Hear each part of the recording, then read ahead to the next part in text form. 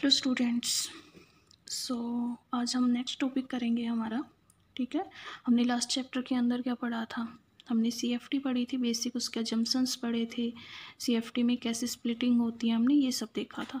आज हम अपने देखेंगे crystal field splitting in octahedral complexes की अगर बात करेंगे। ठीक है, देखो अगर हम बात करें ऑक्टाहेड्रल की, तो हमें पता है ऑक्टाहेड्रल में कैसे अरेंजमेंट रहती है हमारे पास।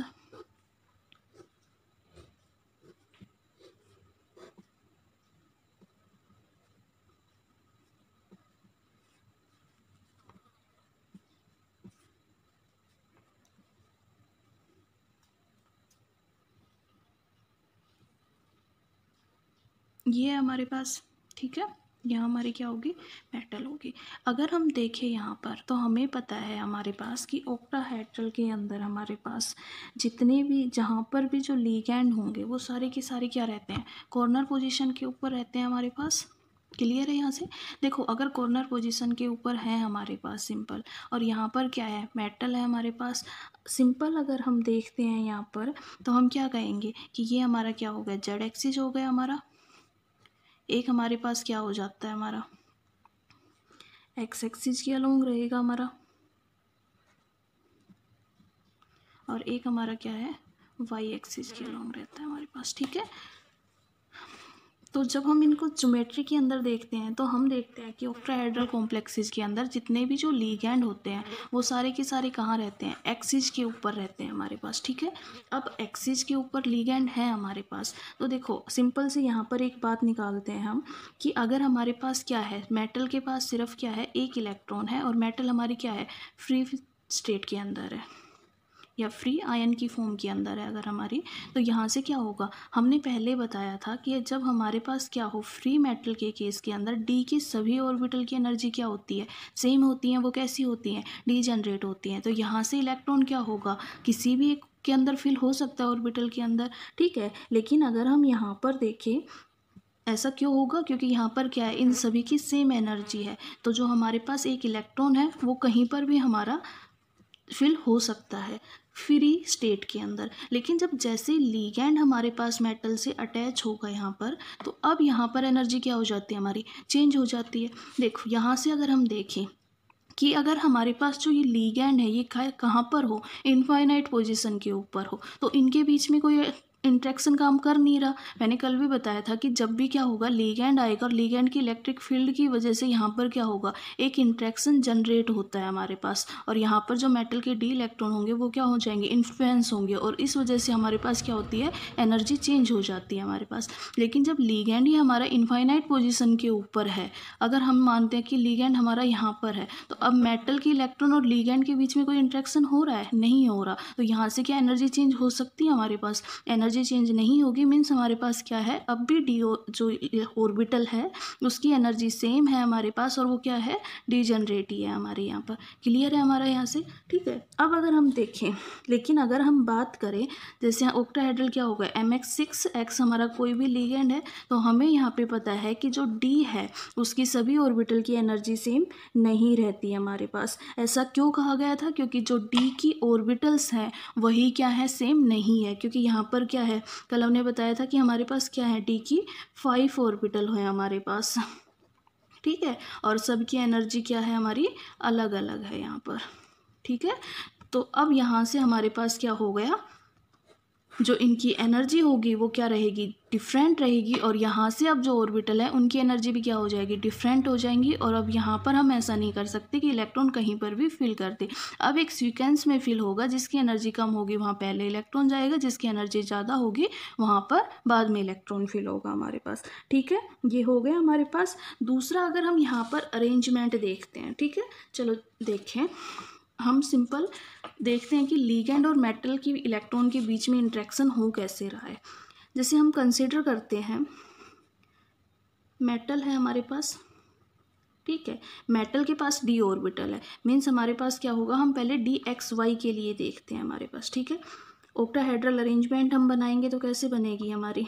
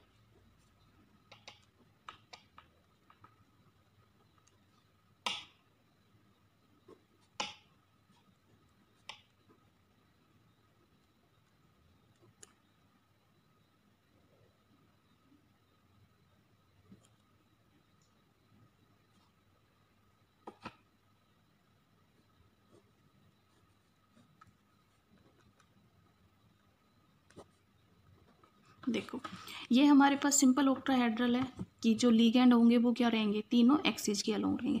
अब हम देखेंगे कि जो मेटल की इलेक्ट्रॉन है वो कहाँ पर है। मेटल की इलेक्ट्रॉन कहाँ है हमारे पास, ऑर्बिटल कौन सी यूज हो रही है, DXY ऑर्बिटल यूज कर रहे हैं। DXY मैंने बताया था कि कहाँ पर लाई करती है, इन बिटवीन एक्सिस के अंदर हमारे पास, ठीक है। तो यहाँ पर क्या है, एक्स एक्सिस हमारा ये हो गया और वाई एक्सिस हमारा ये हो गया। तो यहाँ से कैसे हो जाएगी, एक तो यहाँ पर हो जाएगी हमारे पास, ठीक है, सेम यहाँ हो जाएगी, और एक हमारे पास कहाँ हो जाएगी, ये और ये हमारे पास, ठीक है। ये हमारी हो गई कि मतलब जो डी के ऑर्बिटल है वो कहाँ पर है, यहाँ पर है हमारे पास। अब ये देखो लीगेंड यहाँ पर है और जो डी ऑर्बिटल है वो कहाँ है, इन बिटवीन दी एक्सिस है। तो यहाँ पर देखो जब भी हम कभी भी लीगेंड और मेटल के इलेक्ट्रोस्टैटिक इंटरेक्शन की बात करते हैं तो टू टाइप का इंटरेक्शन होता है हमारा हमेशा। इलेक्ट्रोस्टैटिक जो इंटरेक्शन रहेगा हमारा वो कैसा क्या रहेगा, टू टाइप का रहेगा हमारा, ठीक है। क्या होगा, फर्स्ट तो हमारे पास क्या रहेगा, एक तो क्या होगा कि जो मेटल है और जो लीगेंड है उसके बीच में क्या रहेगा, अट्रैक्शन रहेगा हमेशा, ठीक है। और दूसरा क्या रहेगा, जो मेटल के डी इलेक्ट्रॉन है और जो लीगेंड के लोन पेयर है, लोन पेयर, उनके बीच में क्या रहेगा हमारे पास, रिपल्सन रहेगा हमारा, ठीक है। तो जब भी कोई लीगेंड और मेटल आपस में बॉन्डिंग करेंगे तो वहाँ पर टू टाइप का इंट्रैक्शन होता है। एक तो मेटल और लीगेंड के बीच में अट्रैक्शन रहेगा, दूसरा मेटल के डी इलेक्ट्रॉन और लीगेंड के लोन पेयर के बीच में क्या रहेगा हमारे पास, यहाँ पर रिपल्सन रहेगा हमारा, ठीक है। अब अगर हम देखें, देखो जब मेटल से लीगेंड इनफाइनाइट पोजीशन के ऊपर था तो यहाँ पर कोई भी अट्रैक्शन नहीं हो रहा था हमारा, और अट्रैक्शन नहीं होगा तो इलेक्ट्रॉन इलेक्ट्रॉन के बीच में रिपल्सन भी नहीं होगा और एनर्जी में हमारा कोई भी चेंज नहीं आएगा यहाँ से, ठीक है। अगर हम देखते हैं यहाँ पर, यहाँ क्या हुआ कि लीगेंड एक डेफिनेट डिस्टेंस के ऊपर, यानी कि ये जो डिस्टेंस हो गई ये हमारी क्या हो गई, अब कम हो गई। तो यहाँ से क्या हो गया, मेटल और लीगेंड के बीच में अट्रैक्शन हुआ हमारा, तो यहाँ से क्या होगा, इनके बीच में, क्योंकि हमने क्या बताया था कि जो मेटल और लीगेंड है वो कैसे बिहेव करते हैं, ऐसे पॉइंट चार्ज की तरह बिहेव करेंगे। तो यहाँ से प्लस नेगेटिव हमारे पास, तो यहाँ पर क्या हो रहा है, एक तरीके से इंट्रैक्शन हो गया इनका मेटल और लीगेंड के बीच में। दूसरा अगर हम देखें तो इलेक्ट्रॉन और इलेक्ट्रॉन के बीच में यहाँ पर क्या होगा, रिपल्सन भी होगा हमारा। तो देखो यहाँ से अगर हम देखें तो देखो मेटल के इलेक्ट्रॉन कहाँ पर है, एक्सिस के अंदर है, और लीगेंड के इलेक्ट्रॉन कहाँ पर है, एक्सिस से दूर है हमारे पास, ठीक है। तो यहाँ से क्या होगा हमारे पास कि मेटल के अंदर और लीगेंड के अंदर यहाँ अट्रैक्शन तो हमारा क्या है, हो रहा है हमारे पास, अट्रैक्शन है हमारा, लेकिन जो रिपल्सन है वो भी क्या है हमारे पास, रिपल्सन भी कैसा है, लेस है हमारे पास, कम रिपल्सन है। और जितना कम रिपल्सन होगा उतनी ही क्या हो जाएगी उसकी एनर्जी, पोटेंशियल जो एनर्जी है वो भी क्या हो जाएगी, कम हो जाएगी। तो जो DXY की जो एनर्जी है वो भी यहाँ पर क्या हो जाएगी, लेस हो जाएगी हमारे पास, ठीक है। तो यहाँ से देखो देखो सिंपल सी बात है कि एक तो क्या है हमारे पास, ये हमारा है, सिंपल लेके चलते हैं हम इन्हें कि ये एक्सिस है हमारे पास, ठीक है।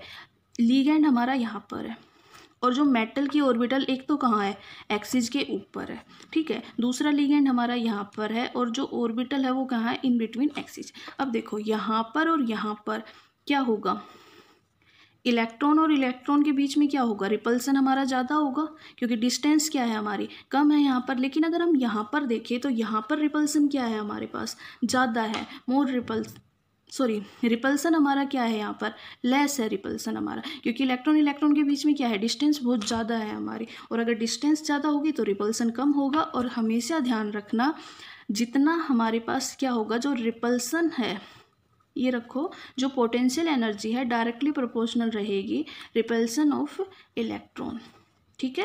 कि जितना ज़्यादा इलेक्ट्रॉन्स के बीच में रिपल्सन रहेगा हमारा उतना ही ज़्यादा क्या करेगा, यहाँ पर उसकी पोटेंशियल एनर्जी होगी। तो यहाँ पर क्या होगी, पोटेंशियल एनर्जी हमारी ज़्यादा होगी, लेकिन इस केस में पोटेंशियल एनर्जी हमारी क्या हो जाएगी, कम हो जाएगी। तो यहाँ पर अगर हम देखें तो क्या है, यहाँ पर एनर्जी क्या हो रही है, कम हो रही है हमारे पास, तो इस वजह से DXY की एनर्जी क्या रहेगी, कम रहेगी। सेम केस हमारा किस में हो जाएगा, DX जड़ के केस में होगा, और सेम हमारा क्या होगा, DY जड़ में, क्योंकि D ऑर्बिटल कहाँ पर है, इन बिटवीन एक्सिस है हमारे पास, और जो हमारा क्या है यहाँ पर, जो मेटल की और इलेक्ट्रॉन है वो कहाँ पर है हमारे पास, लिगेंड हमारे पास कहाँ है, प्लेन के ऊपर है, और जो डी इलेक्ट्रॉन है वो हमारे कहाँ पर है, इन बिटवीन एक्सिस है। तो दोनों के बीच में रिपल्सन कम होगा और एनर्जी हमारी क्या रहेगी, कम रहेगी। अब हम बात करते हैं d x square minus y square की हमारी। तो d x square minus y square की अगर हम देखें तो हमने क्या बताया,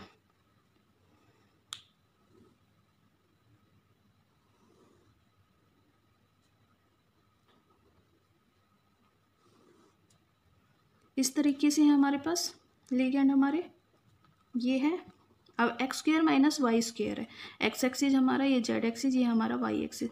तो अब कहाँ पर है, इस तरीके से हमारे पास हो गई। तो यहाँ पर क्या है, लिगेंड भी हमारा एक्सिस के ऊपर है और डी ऑर्बिटल भी हमारी कहाँ है, एक्सिस के ऊपर है। तो यहाँ पर रिपल्सन क्या होगा, ज़्यादा होगा हमारा, मोर रिपल्सन होगा। और जितना ज़्यादा रिपल्सन होगा पोटेंशियल एनर्जी भी उसकी क्या हो जाएगी, उतनी ही ज़्यादा हो जाएगी हमारे पास। तो d x square minus y square की एनर्जी क्या रहेगी, ज़्यादा रहेगी। सेम केस अगर हम डी जेड स्क्वेयर के लिए देखें तो यहाँ पर क्या होगा, एक यहाँ पर भी आ जाएगा। तो डी जेड की एनर्जी क्या रहेगी हमारी, ज़्यादा रहेगी यहाँ पर। क्यों रहेगी, क्योंकि यहाँ पर क्या, इलेक्ट्रॉन और मेटल के, डी इलेक्ट्रॉन और लोन पेयर के बीच में रिपल्सन ज़्यादा हो रहा है, और जितना ज़्यादा रिपल्सन होगा हमारा उतना ही ज़्यादा क्या रहेगा, एनर्जी रहेगी हमारे पास। ठीक है, यहाँ से दूसरा हमने ये तो बता दिया कि एनर्जी क्या होगी, क्या हो। एक जगह तो हमारे पास क्या है, एनर्जी ज़्यादा है रिपल्सन की वजह से, और एक जगह हमारे पास क्या है, लेस एनर्जी है। तो एनर्जी के बेस के ऊपर जो ऑक्टा ऑर्बिटल्स थी उनको क्या किया गया था, 2 ऑर्बिटल्स की फॉर्म में डिजाइन किया गया एक तरीके से। कि क्या हुआ हमारे पास, कि जहाँ पर एनर्जी हमारी ज़्यादा है उनको कैसे डिनोट किया गया, डिजाइन किया गया Eg की फॉर्म में, और जिनकी एनर्जी लेस है उनको कैसे डिजाइन किया गया, T2G की फॉर्म के अंदर हमारे पास। ठीक है यहाँ पर, या फिर हम ये कह सकते हैं कि जो क्या होगा, अलोंग दी एक्सिस होगा वहाँ पर रिपल्सन ज़्यादा हो रहा है, और वहाँ पर क्या होगा, Eg बोला गया उसको, Eg ऑर्बिटल। ठीक है, दूसरा क्या बोला गया यहाँ पर, कि जो हमारे पास जहाँ पर रिपल्सन कम है हमारे पास इन बिटवीन दी एक्सिस जो हमारी हैं, तो उनको कैसे डिजाइन किया गया, T2G। तो Eg के अंदर हमारे पास क्या हुई, d x square minus y square और डी जेड स्क्वेयर, ये दोनों किस में आएंगे, Eg के अंदर आएंगे। और T2G के अंदर कौन सी हो गई, d x y, d y z और डी एक्स जेड हमारा। ठीक है, तो ये हमारी T2G ऑर्बिटल्स हो गई यहाँ से। क्लियर है हमारा यहाँ से। अब देखो स्प्लिटिंग हम कैसे दिखाएंगे इसकी, देखो यहाँ से सबसे पहले क्या है हमारे पास, फ्री आयन फॉर्म में है, कि जो मेटल है वो हमारे क्या है, फ्री आयन है। यहाँ से फ्री आयन है हमारे पास, 5 ऑर्बिटल हो गई। अब यहाँ से क्या हुई, कि यहाँ पर एक लिगेंड हमारे पास आया है, और यहाँ से एनर्जी क्या होगी हमारी, चेंज हो गई यहाँ से हमारी। क्योंकि क्या हुआ, लिगेंड क्या करता है, इलेक्ट्रिक फील्ड जनरेट करता है, और इस इलेक्ट्रिक फील्ड की वजह से क्या होगी, एनर्जी चेंज होती है डी ऑर्बिटल्स की, और यहाँ से ये क्या हो जाएंगी, स्प्लिट होना स्टार्ट करेंगी। तो स्प्लिट होके क्या हो जाएगी, 3 तो हमारी क्या हो गई, लोअर एनर्जी की थी, जो क्या थी, इन बिटवीन एक्सिस थी, वो कहाँ गई, लोअर के अंदर चली गई। और दूसरी जो हमारी क्या थी, प्लेन के ऊपर थी हमारी, ऑन दी प्लेन थी, वो हमारी कहाँ चली गई, दोनों की दोनों ऊपर चली गई, T2G और Eg हमारी। ठीक है, क्लियर है हमारा। अब देखो यहाँ पर, यहाँ से एक टर्म आई हमारे पास, कि जो ये एनर्जी डिफरेंस है दोनों के बीच में, Eg और T2G के बीच का जो एनर्जी डिफरेंस है, इसको हमने क्या बोला, crystal field splitting energy, crystal field splitting energy. और इसको किससे रिप्रेजेंट किया गया, डेल नोट, या फिर हमारा डी। क्या डेल नोट क्या है हमारे पास, ये जो यहाँ से डेल सिंबल है, और जो ओ है हमारा, या नोट हम जो कह रहे हैं, ये क्या कर रहा है, ऑक्टाहेड्रल को रिप्रेजेंट कर रहा है यहाँ पर हमारे पास। क्लियर है हमारा। ठीक है, देखो यहाँ से अगर हम देखें तो जो ये डेल नोट है ये हमारा क्या होगा, यहाँ से अगर हम डिफरेंस देखें तो देखो हमेशा ध्यान रखना, जो टोटल एनर्जी रहेगी या जो average CF crystal field splitting energy है, वो हमारी कभी भी चेंज नहीं होती, वो हमेशा क्या रहती है, कांस्टेंट रहती है, सेम रहती है। तो ये क्या हुआ, डेल नोट हमारे पास ये एनर्जी है, और जो किसके इक्वल होती है, या कह सकते हैं 10 D क्यूब हमारा। ठीक है, क्लियर है यहाँ से, ठीक है। और यहाँ से अगर हम देखें तो यहाँ पर क्या हुई, यहाँ पर एनर्जी हमारी क्या हो रही है, लोअर हो रही है, और ये एनर्जी हमारी कितनी लोअर हो रही है हमारे पास 0.4 डेल नॉट, या फिर हम ये क्या कह सकते हैं 4 क्यू हमारा, ठीक है। ये एनर्जी क्या हो रही है, इंक्रीज हो रही है, और यहाँ पर कितना इंक्रीज हो रहा है एनर्जी के अंदर 0.6 डेल नॉट या फिर 6 क्यू हमारे पास। क्लियर है यहाँ से। देखो जो एवरेज होगी यहाँ से अगर दोनों को ऐड करेंगे तो क्या आना है 10 क्यू हमारे पास आना है हमारे पास, या क्या रहेगा 1.0 डेल नोट हमारे पास। तो जो एवरेज रहेगी वो हमेशा चेंज रहेगी, यहाँ पर डिफरेंस हमारा क्या होगा, जितना ये डिक्रीज होगा उतना ही क्या होगा दूसरी ऑर्बिटल के अंदर इंक्रीज हो जाएगा एनर्जी के अंदर। क्लियर है हमारे यहाँ से। तो ये इसका क्या था, CFT डायग्राम था हमारे पास, या फिर हम ये कह सकते हैं जैसे सेंटर ऑफ ग्रेविटी का जो रूल हमारा होता है सेम उसी तरीके से कि यहाँ पर भी क्या होगा, जो एवरेज एनर्जी है हमारी वो कभी भी चेंज नहीं होती, वो हमेशा क्या रहती है, सेम रहती है। जितना यहाँ पर डिक्रीज होगा दूसरे में उतना ही इंक्रीज हो जाएगा, लेकिन जो सेम दोनों का सम अप जो रहेगा वो हमेशा क्या रहेगा, सेम रहेगा हमारे पास। ठीक है यहाँ से। तो ये आप लोगों की क्या थी, ऑक्टाहेड्रल के अंदर स्प्लिटिंग थी इसकी हमारी। क्लियर है यहाँ से। अब हम CFC निकालेंगे नॉर्मल कि हमारे पास कैसे हम कैलकुलेट करेंगे CFC। ठीक है, तो यहाँ से हमारे पास है क्रिस्टल फील्ड स्टेबलाइजेशन एनर्जी, जिसे हम क्या बोलते हैं CFSE हमारी। ठीक है, देखो नॉर्मली ये क्या होती है कि किसी भी d ऑर्बिटल को 2 लेवल के अंदर स्प्लिट करने के लिए जितना स्टेबलाइजेशन दिया गया है, ठीक है, वही उसका क्या कहलाती है, क्रिस्टल फील्ड स्टेबलाइजेशन एनर्जी, या कह सकते हैं the amount of stabilization provided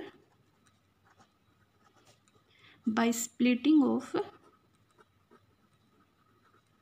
d orbital into 2 levels। Means हमारे पास क्या है कि ये 2 लेवल के अंदर इनको डिवाइड करने के लिए या स्प्लिट करने के लिए जितनी एनर्जी हमारे पास या जितना स्टेबलाइजेशन प्रोवाइड किया गया वो हमारा क्या कहलाता है, CFSE कहलाता है हमारे पास। ठीक है, यहाँ से क्लियर है हमारे पास। अब हम बात करते हैं CFC को कैलकुलेट कैसे करते हैं एनर्जी को। ठीक है, तो सबसे पहले हमने क्या बताया कि अगर किसी भी हम स्टार्टिंग से करते हैं D1 सिस्टम से। देखो D1 सिस्टम है मतलब क्या है, हमारे पास d ऑर्बिटल है, ऑक्टाहेड्रल को हमेशा ध्यान रखना कैसे स्प्लिट हो रही थी हमारे पास, T2G हमारा नीचे था, EG हमारी ऊपर थी, यहाँ पर 3 ऑर्बिटल और यहाँ पर क्या थी 2 ऑर्बिटल। अब क्या है हमारे पास D1 की जो 1 है उसमें 1 इलेक्ट्रॉन है, तो यहाँ पर क्या होगा, यहाँ पर 1 इलेक्ट्रॉन जाएगा हमारे पास। क्लियर है यहाँ से। तो यहाँ से अगर हम CFSE निकालेंगे हमारी तो क्या रहेगी, देखो इलेक्ट्रॉन नंबर ऑफ इलेक्ट्रॉन के अगर हम CFC कैलकुलेट करें, सिंपल जर्नल क्या है हमारे पास, तो यहाँ पर क्या होगी number of electron multiply by del naught value. हमारे पास यहाँ डेल नोट कितना होगा, तो इसके लिए हमारे पास कितना होता है -0.4, ठीक है हमारा, या फिर 4D क्यों लिख सकते हैं, प्लस नंबर ऑफ इलेक्ट्रॉन, और यहाँ पर क्या होगा EG का जो हमारी एनर्जी है या डेल नोट है, तो ये क्या है हमारे पास 0.6 डेल नोट, ये हमारी क्या होगी CFC होगी। अब क्या है हमारे पास D1 है मतलब क्या है T2G के अंदर सिर्फ कितने हमारे पास इलेक्ट्रॉन है, तो यहाँ पर क्या है T2G के अंदर 1 इलेक्ट्रॉन है सिंपल, और यहाँ पर क्या होगा -0.4 हमारा, यहाँ पर हमारे पास कोई इलेक्ट्रॉन नहीं है तो ये 0 हो जाएगा, तो यहाँ से हमारी क्या आ गई, या तो -0.4 डेल नोट लिखेंगे या क्या लिख सकते हैं -4D क्यू हमारा यहाँ से। क्लियर है हमारा। ठीक है, सेम अगर हमारे पास क्या होगा D2 के लिए हो यहाँ पर कि 2 इलेक्ट्रॉन हो, तो दूसरा इलेक्ट्रॉन कहाँ होगा, यहाँ पर फिल हो जाएगा, तो यहाँ से क्या हो जाएगा 2 मल्टीप्लाई हो जाएगा, और अब ये क्या हो जाएगा 8 हो जाएगा हमारे पास -8D क्यू। सेम केस 3 के लिए हो जाएगा, तो उसके लिए क्या हो जाएगा -12D क्यू। बात करते हैं D4 सिस्टम के लिए। देखो D4 के अंदर हमें पता है इलेक्ट्रॉन कैसे आ सकते हैं, अब हमारे पास 1 2 3 1 और 2, तो देखो 1 2 3 जो फोर्थ इलेक्ट्रॉन है वो दो तरीके से फिल हो सकता है, या तो हमारा कैसे फिल हो सकता है इस टाइप से कि यहाँ पर एक पेयरिंग हो जाए, या दूसरा हमारे पास कैसे फिल हो सकता है हमारा कि 3 इलेक्ट्रॉन तो यहाँ पर और 1 इलेक्ट्रॉन हमारा कहाँ चला जाए, ईजी के अंदर चला जाए हमारा। ठीक है, तो यहाँ से अगर हम कॉन्फ़िगरेशन की बात करें तो क्या होगी हमारी T2G4 हमारे पास, और यहाँ क्या रहेगी T2G3 और EG1 हमारा। ठीक है, देखो यहाँ पर जो ये G है ये मैंने कल भी बताया था, ये रिप्रेजेंट कर रहा है जिरेड को। यहाँ पर मतलब क्या है कि ओक्टाहेड्रल के अंदर सेंटर ऑफ सिमेट्री है। यहाँ पर हम मीन्स क्या होगा कि जब भी हम डिवाइड करेंगे या सेंटर से एक सिमेट्री डालेंगे तो हमेशा मिरर इमेज डलती है, या फिर ये कह सकते हैं दोनों साइड सेम रहता है हमारे पास। ठीक है, तो उसे इसी वजह से हम क्या यूज करते हैं, जिरेड यूज करते हैं नॉर्मली हमारा। क्लियर है यहाँ से? देखो अब यहाँ पर हमेशा ध्यान रखना हमारा, ये हमारी क्या है डेल नोट दोनों केसेस के अंदर। ठीक है, जहाँ पर भी पेयरिंग होगी हमारा वो कैसे कॉम्प्लेक्स रहेंगे, लो स्पिन कॉम्प्लेक्स है हमारे पास। कॉम्प्लेक्स, लो स्पिन कॉम्प्लेक्स मतलब कि जो लिगेंड है हमारे पास उनके पास इतनी एनर्जी नहीं है कि वो क्या कर सके, इलेक्ट्रॉन को हायर लेवल के अंदर एक्साइट कर सके या इलेक्ट्रॉन को हायर लेवल के अंदर फिल कर सके। उनके पास कम एनर्जी होती है तो वो क्या करते हैं, पहले पेयरिंग करना स्टार्ट करते हैं, और ये हमारे पास क्या रहते हैं, हाई स्पिन कॉम्प्लेक्स रहते हैं हमारे, हाई स्पिन कॉम्प्लेक्स हमारा। ठीक है, दूसरी बात, लो जो स्पिन कॉम्प्लेक्स होते हैं वो फील्ड हमारी कैसी रहती है, हमेशा ध्यान रखना स्ट्रॉन्ग फील्ड रहती है हमारी, और ये हमारी कैसी रहती है, वीक फील्ड रहती है हमारी। क्लियर है यहाँ से? दूसरा, यहाँ पर क्या हो रही है, पेयरिंग हो रही है, मतलब पेयरिंग के लिए भी क्या हो रहा है, कुछ अमाउंट ऑफ एनर्जी की रिक्वायरमेंट होगी। तो स्ट्रॉन्ग फील्ड के केस में हमेशा पॉसिबिलिटी क्या रहेगी हमारे पास कि जो डेल नोट रहेगा वो क्या रहेगा, ग्रेटर देन पी हमारे पास, और यहाँ पर क्या रहेगा, del naught less than P हमारे पास। क्लियर है यहाँ से? क्लियर है ये हमारा। ठीक है, अब अगर हम यहाँ पर निकालें हमारे पास CFSC, अगर हम इसकी CFSC कैलकुलेट करेंगे तो कैसे हो जाएगी, इस केस में तो क्या हो जाएगी, नंबर ऑफ इलेक्ट्रॉन 4 है, माइनस क्या होगा, -4d3, तो टोटल कितनी हो गई, -16d3 हमारी। यहाँ से अगर हम देखें तो क्या होगा, 3 -4d3 प्लस 1 6d3, तो यहाँ पर क्या हो गया, -12d3 हमारे पास, और यहाँ क्या हो गया, +6d3, तो टोटल क्या आ गया, -6d3। तो ये हमारी किस केस में है, वीक फील्ड के केस में हमारी CFC क्या आएगी, -6 आएगी, और स्ट्रॉन्ग के केस में हमारे पास क्या आएगी, -16 आएगी। सेम केस हम D5 के लिए, D6 के लिए, D7 D8 हमारे पास। ठीक है, इन केस में हम निकाल लेंगे यहाँ से। क्लियर है हमारे पास? तो ये हमारे पास क्या हो जाएगी, CFSC हो जाएगी। देखो D8 के बाद तो सिंपल वही है, मेन तो यहाँ तक है, D4 D5 D6 D7, यहाँ केस आता है हमारा स्ट्रॉन्ग फील्ड और वीक फील्ड का। D8 के बाद तो सिंपल सी बात है, क्योंकि 8 इलेक्ट्रॉन है तो यहाँ पर तो 6 इलेक्ट्रॉन फिल होने ही है, और 2 हमारे कहाँ जाएंगे, EG के अंदर ही जाएंगे, सिंपल होगा हमारा। ठीक है, तो यहाँ से हम स्ट्रॉन्ग और वीक का केस नहीं देखते हैं, सिर्फ ये 4 इलेक्ट्रॉनिक कॉन्फिग्रेशन है जहाँ पर हम क्या देखेंगे, स्ट्रॉन्ग और वीक का केस देखेंगे। लेकिन अगर D8 सिस्टम की बात करें तो 6 इलेक्ट्रॉन कैसे भी पेयर अप करके करो या सिंगल सिंगल फिल करो, वो दोनों T2G के अंदर भी फिल होंगे और EG के अंदर भी फिल होंगे, तो वहाँ स्ट्रॉन्ग और वीक फील्ड का कोई भी केस नहीं होगा हमारे पास। क्लियर है यहाँ से हमारा?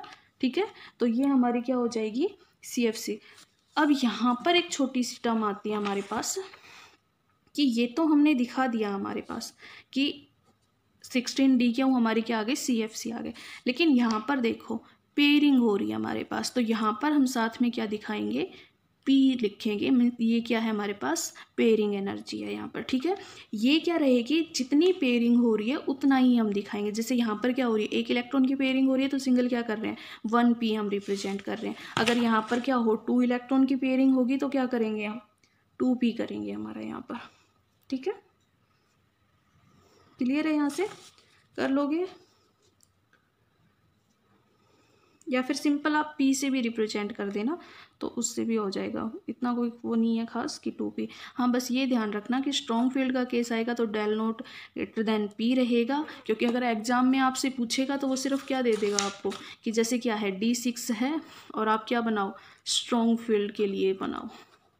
अब स्ट्रॉन्ग फील्ड का मतलब क्या है, यहाँ पर क्या बताएगा कि del naught greater than P है, मतलब यहाँ पर क्या हो रही है, पेयरिंग हो रही है हमारे पास। और अगर वीक फील्ड बोलेगा तो वहाँ पर क्या है हमारे पास कि जो डेल नोट है वो लेस देन पी है, कि हमारी वहाँ पर पेयरिंग नहीं हो रही है हमारे पास। क्लियर है यहाँ से? तो ये आपका यहाँ से हो जाएगा। तो ये आपकी CFC एनर्जी निकालनी थी डी के लिए, ठीक है। तो आप लोग करके देखिएगा सभी डी से D10 सिस्टम तक के सभी की CFC एनर्जी निकाल के देखना। यही आपका होगा यहाँ से होमवर्क एक तरीके से। तो आप सभी सिस्टम के लिए इसको करके देखेंगे। तो आज के लेक्चर के लिए इतना काफ़ी है। नेक्स्ट जो लेक्चर होगा हमारा उसमें हम क्या पढ़ेंगे, जो CFC एनर्जी है, क्रिस्टल फील्ड स्प्लिटिंग है, वो टेट्राहेड्रल कॉम्प्लेक्सेस के अंदर हम देखेंगे यहाँ पर। ठीक है हमारे पास? ओके, देखो यहाँ चलो एक और चीज़ बता देती हूँ मैं अभी। तो जैसे हम D6 सिस्टम के लिए बात करते हैं, देखो D6 सिस्टम में क्या होगा, हमारे पास 3 है, यहाँ पर क्या है 2 है हमारे पास, ठीक है। 2 पॉसिबिलिटी हो सकती है, देखो 1 electron, 2 electron, 3 electron, 4 electron, 5 electron और 6 इलेक्ट्रॉन। जो जर्नल होगी वो यहाँ पर होगी हमारे पास। अब अगर हम यहाँ पर पेयरिंग दिखाएंगे तो देखो यहाँ से क्या होगा, 1 इलेक्ट्रॉन यहाँ पर आएगा हमारा,